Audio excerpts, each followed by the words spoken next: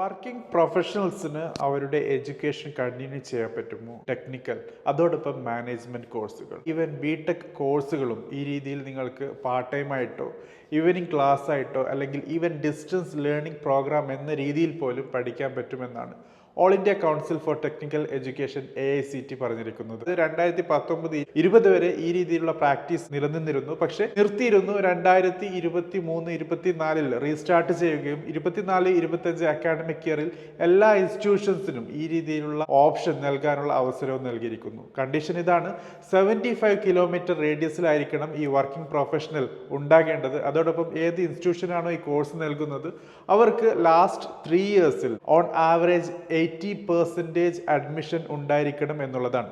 അതോടൊപ്പം ഈ പ്രൊഫഷണൽസിന് അവരുടെ ക്രെഡിറ്റ് ട്രാൻസ്ഫർ വഴിയുള്ള 40% ക്രെഡിറ്റ് ട്രാൻസ്ഫർ ചെയ്യാനുള്ള സൗകര്യവുമുണ്ട് സ്വയം. അതോടൊപ്പം മാസീവ് ഓപ്പൺ ഓൺ